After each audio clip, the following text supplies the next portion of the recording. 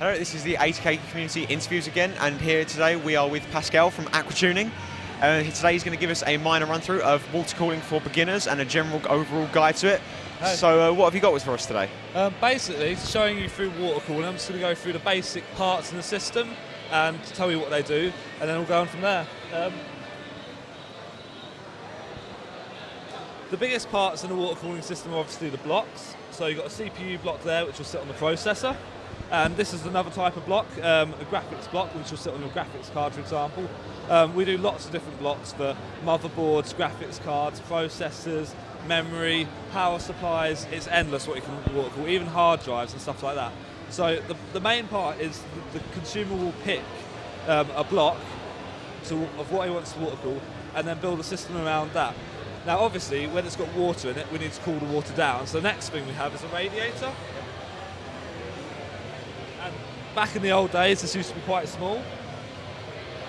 120mm fan fits in the back of most cases, standard radiator, and offers quite good cooling performance. So it's the same size as something like a Corsair H50, for example, just slightly thicker. Obviously things have moved on, components have got hotter and we need more cooling, so we've got larger radiators. Another industry standard is a triple 120.3 radiator. This one's from Phobia, great radiator, nice and thick, brilliant performance. And for people that want even more extreme radiators, we've got things like this. A 560. So this takes 4 140mm fans. As you can see, it's quite big. Again, made by Phobia. Another brilliant quality product. After you've got the radiator, the water will go through here, get cooled down nicely, and should move on to the pump. Surely you can't fit that in most standard cases. We can't fit it in standard cases, but when you get to that sort of level, we have custom cases designed specifically to hold that sort of thing, and we have exterior display models so that can take a 9-fan radiator and you can have it outside your case. Obviously the next thing is the pump. These come in all various shapes, sizes and power to pump the water around the radiator, obviously, depending on what you want to go. If you want to go for like a silent system, we give you a silent pump. If you want like a performance high gaming rig where you don't really care about sound, we'll give you one that will pump like 1,500 litres a minute around an hour around the case. Just to go totally mad, basically, it's totally up to you. And then we've got things like the reservoir. This is basically total choice of what you want to do. Reservoirs come in different shapes and sizes, can be mounted like this tube res in the case, outside the case, in the bay like we've got in our computer just there. It's totally up to you with reservoirs, personal choice. And we also do a range of products to tidy up the case. So cable management is a big thing. To make the case look nice, we do cables for everything you can think of, different coloured connectors, and it kind of just finishes off the look for you. Brilliant. What do you think of the integrated solutions coming out, such as the Corsair H50 and the new H70? They are good solutions for what I would call beginners to water cooling. So somebody who doesn't want to get involved with a DIY system and wants better performance than a stock cooler, they're great. But we don't class them as a proper water cooling system. Oh, I'm someone that's never touched water cooling before. I'm running my system completely on stock coolers, or the side of the case. What would you suggest is a good starting point for me? It's depending on budget really, and what you want to do with a computer. If you just want to have a play, a Corsair H50, a Call It Domino, Call It Eco, something like that, which is a standard solution, screw in, done in 5 minutes, will give you better performance than a fan-cooled solution. That's great, about 50, 60 quid. If you want to do it slightly better, then come to us, and depending on your case and your components and what you want to do, we'll offer you a range of products to fit your budget, to your colour scheme, silence preference, looks preference, because we've got like gold fittings and everything. So it's totally customisable. Normally a customer will email us and say, I've got this motherboard, this case, I want to spend this much, and we'll create a custom basket for them. So you can get a real nice custom service, and I might actually be doing that because I'm looking to upgrade my system as it is. I mean, yeah, we just recommend having a look at our website, which is aquapcs.co.uk. We've got 1 million products in stock, which is massive. So the range is insane. If someone was to come to you with a nightmare case, for instance, I've got an Antec 902, and I've looked at water cooling several times, where would you recommend to like mount radiators? Would external always be the solution, or It depends on the case. For the Antec cases, most of the time it is externally. I mean, most people will mount a box on the back of the case and mount the radiator going down the back of the case. Other people will mount it in like a system like this.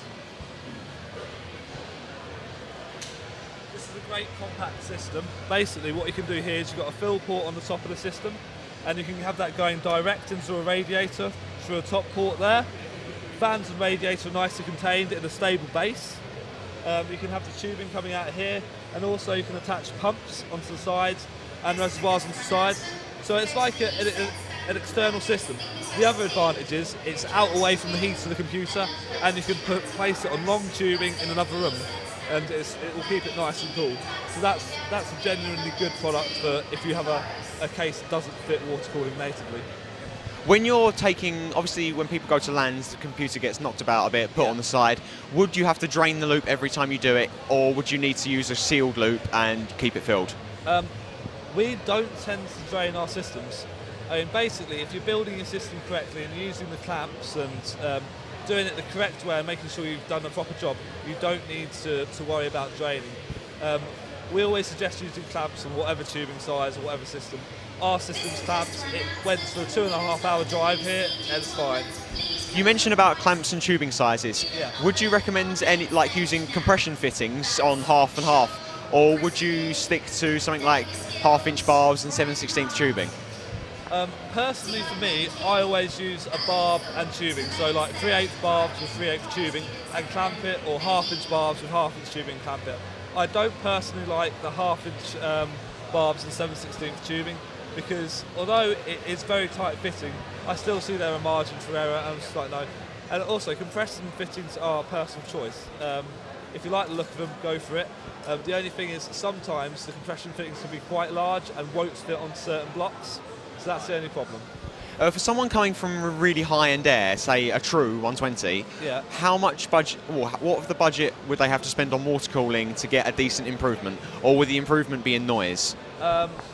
The improvement straight away would be in noise. Your budget, you're probably looking at about 100 to 150 pounds for a decent system that will beat the air cooling. And if you want to annihilate it totally, 200 to 250 pounds, and you'll have a cooling system that will last for years. There'll be processors for years coming out that you won't be able to kill that cooling solution with. You mentioned about going on to different processors. Yeah. Do you do lots of different blocks that are able to change with the different sockets that are used? We generally do blocks we can do blocks of specific processors, or we can do blocks of universal mounts. So let's say you went from an AMD system to an Intel system, basically you just change the place where the screw is. It's as simple as that. So like an EK Supreme, you can just move it about a little bit? Exactly. And if you can't just move it about, they'll come with another little bracket, and you just change the bracket over. Very simple. So it's not something like you're going to buy it and then be locked into that socket forever? No. I mean, the only exception to that is usually full cover graphics card blocks, because they generally are card specific. That's the only one in water cooling where if you buy a new graphics card, normally you do have to change the block. You say about full cover graphics blocks. Yeah. Would a single GPU cover be as effective, or would you end up having problems with the VRMs overheating? For a novice user that's just coming into water cooling, full cover all the way, because it's so easy to install, the instructions are clear, there's no margin for error. If you're doing the single core solution, so you can upgrade your graphics card and not worry about it, it is fine. You just have to make sure you cover all the VRMs, the RAM, and check out all the hot components on the card first. And you also have to be careful you don't have any conductivity issues. Like if you use Arctic Silver 5 on a graphics card, you can blow up your card, for example. This is just totally baffling me, so I'm going to leave you to the talk. Brilliant, I think that's it really, but no thank you very worries. much for your time. Thanks. Thank you. Cheers.